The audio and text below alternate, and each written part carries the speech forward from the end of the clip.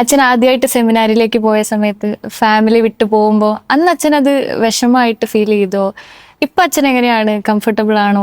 ഇപ്പോഴും ഫാമിലി മാറി നിൽക്കുന്നതിന്റെ ആ ഒരു വിഷമം അതെങ്ങനെയാണ് അച്ഛൻ ഹാൻഡിൽ ചെയ്യുന്നത്?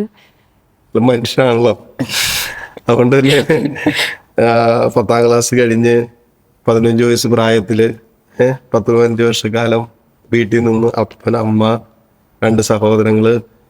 അപ്പൊ ആ അന്തരീക്ഷത്തിൽ നിന്ന് പെട്ടെന്ന് മറ്റൊരു അന്തരീക്ഷത്തിലേക്ക് മാറിയപ്പോൾ തീർച്ചയായിട്ടും വിഷമമുണ്ടായെന്ന് വെച്ചാൽ ഉറപ്പായിട്ടും വിഷമമുണ്ട്. പ്രാർത്ഥിച്ച് വീട്ടിൽ നിന്നൊക്കെ ഇറങ്ങിയപ്പോൾ കരഞ്ഞാണ് ഇറങ്ങിയത്. പിന്നെ ആലുവയിൽ നിന്ന് ബസ് കയറി ബാംഗ്ലൂർക്കാണ് ഫസ്റ്റ് സ്റ്റാർട്ട് ചെയ്തത്. പോകുന്നൊഴി ഞാൻ ഇപ്പോഴും ഓർക്കുന്നുണ്ട്, ബസ്സിലിരുന്നാലും മനസ്സ് മുഴുവനും വീട്ടിലും വീട്ടുകാരിലൊക്കെ തന്നെയായിരുന്നു. രാത്രി ശരിക്കും ഉറങ്ങിയെന്ന് ചോദിച്ചാൽ ലിറ്ററലി ശരിക്കും ഉറങ്ങിയിട്ടില്ല. നമ്മളിങ്ങനെ പുറമേ കരയുന്നില്ല, കുറെ പിള്ളേർ പ്രദേശങ്ങളുകൊണ്ട് പുറമേ കരയുന്നില്ലെങ്കിലും ഉള്ളിൽ വലിയ സങ്കടവും വിഷമവും. ഇനി എന്നേക്കുമായിട്ട് വീട് വിട്ട് ഇറങ്ങുമല്ലേ, ഇനി ഒരു തിരിച്ചു വരവില്ല, ഇനി അപ്പനെ കാണാൻ പറ്റില്ല, അമ്മയെ കാണാൻ ആഗ്രഹിക്കുമ്പോൾ അത് പറ്റില്ല, കൂടപ്പിറപ്പുകളെ കാണണമെന്ന് വിചാരിച്ചാൽ നടക്കില്ല. അപ്പൊ ആ ഒരു സങ്കടം വല്ലാതെ മനസ്സിലുണ്ടായിരുന്നു. പിന്നെ സെമിനാരിൽ ചെന്ന് 1-2 ദിവസം കഴിഞ്ഞ് പിന്നെ അവിടുത്തെ ടൈം ടേബിളും കാര്യങ്ങളൊക്കെ ആയിട്ട് അങ്ങോട്ട് സെറ്റിൽ ആകാനൊക്കെ ആയി കഴിഞ്ഞപ്പോഴേക്കും പിന്നെ ഉള്ളിലുണ്ടായിരുന്ന സങ്കടം വിഷമൊക്കെ അങ്ങോട്ട് മാറി.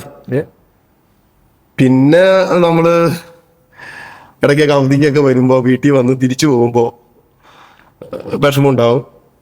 അച്ഛനായി കഴിഞ്ഞിട്ട് പിന്നെ നമുക്കങ്ങനെ അത്ര സങ്കടവും വിഷമമൊന്നുമില്ല. പിന്നെ പൗരോഹിത്യത്തെ സ്വീകരിക്കുന്ന സമയത്ത് ഈ അൾത്താരയിലേക്ക് കൊണ്ടുപോയിട്ട് മാതാപിതാക്കള് ശിരസിൽ കരങ്ങൾ വെച്ച് പ്രാർത്ഥിച്ച് അൾത്താരയിൽ കയറ്റിവിടുന്ന ഒരു സീനും, അത് ഞാൻ ഇടയ്ക്ക് 1-2 പ്രാവശ്യമൊക്കെ നേരെ പൗരോഹിത്യ വാർഷികത്തിന്റെ സമയത്ത് ഞാൻ വീഡിയോ ഇട്ട് കാണുമായിരുന്നു.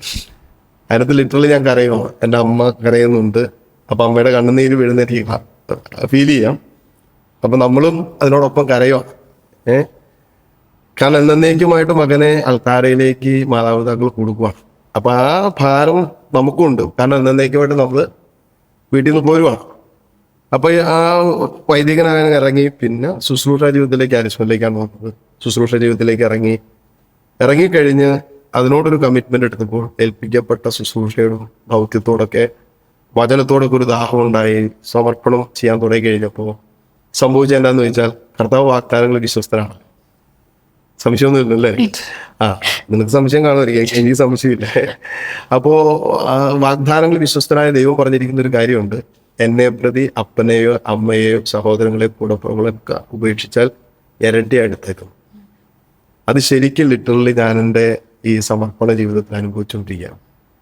വീട്ടിലായിരുന്നെങ്കിൽ എനിക്ക് ഒരാളേ ഉള്ളൂ, അപ്പാന്ന് വിളിക്കാം, പപ്പയെന്ന് വിളിക്കാം, മമ്മിന്ന് വിളിക്കാൻ ഒരാളില്ല. ഇപ്പൊ ഞാൻ ഒത്തിരി പേരെ മമ്മിന്ന് വിളിക്കുന്നവരുണ്ട്, പപ്പയെന്ന് വിളിക്കുന്നവരുണ്ട്, സഹോദരി എന്ന് വിളിക്കുന്നവരുണ്ട്, സഹോദരൻ എന്ന് വിളിക്കുന്നവരുണ്ട്. അങ്ങനെ നോക്കുമ്പോൾ തമ്പുരാൻ വാഗ്ദാനങ്ങളിൽ വിശ്വസ്തനാണ്. തമ്പുരാന് വേണ്ടി എൻ്റെ കുടുംബത്തെ ഉപേക്ഷിച്ചപ്പോൾ ഒത്തിരി കുടുംബങ്ങളിൽ ഒരു ഭാഗമായിട്ട് തമ്പുരാനെ മാറ്റി. അതുകൊണ്ട് തന്നെ ഇപ്പൊ എനിക്ക് റിഗ്രറ്റ്സ് ഉണ്ടോയെന്ന് ചോദിച്ചാൽ, വിഷമമുണ്ടോയെന്ന് ചോദിച്ചാൽ അങ്ങനെ വിഷമോ സങ്കടമൊന്നുമില്ല. കാരണം എന്താ, പൗലോസിലി പറയുന്ന ഒരു കാര്യമുണ്ട്, ഈശോയെക്കുറിച്ചുള്ള ജ്ഞാനം കൂടുതൽ വിലയുള്ളതാകിയാൽ ബാക്കിയെല്ലാം ഉച്ചിഷ്ടം പോലെ കരുതുന്നു. അപ്പോൾ പുറകോട്ട് തിരിഞ്ഞ് അയ്യോ വീട്ടുകാർ പോയി വിട്ടുപോകേണ്ട വന്നില്ല, അങ്ങനെ സങ്കടങ്ങൾക്ക് അപ്പുറമായിട്ട് മുന്നോട്ട് പോകാനും മുന്നോട്ട് ചിന്തിക്കാനും അതിനേക്കാൾ ഉപരി മുന്നോട്ടുള്ള ശുശ്രൂഷ ജീവിതത്തിൽ ഒരു ആത്മീയ ആനന്ദത്തിലായിരിക്കുന്നതുകൊണ്ട് എനിക്കങ്ങനെ വീട്ടുകാരെ വിട്ടു പോകുന്നതിൻ്റെ ഇപ്പോൾ സങ്കടമൊന്നും വിഷമമൊന്നുമില്ല. തീർച്ചയായിട്ടും ഉണ്ടായിരുന്നു. ആ ഒരു സമയം വല്ലാത്തൊരു സമയമായിരുന്നു. ഇടയ്ക്കൊക്കെ അങ്ങനെ വീട്ടുകാരെ കാണുമെന്നൊക്കെ തോന്നുന്നൊരു സമയമുണ്ടല്ലോ. പക്ഷെ ഇപ്പം അങ്ങനത്തെ വിഷമങ്ങളും സങ്കടം. ഓക്കെ.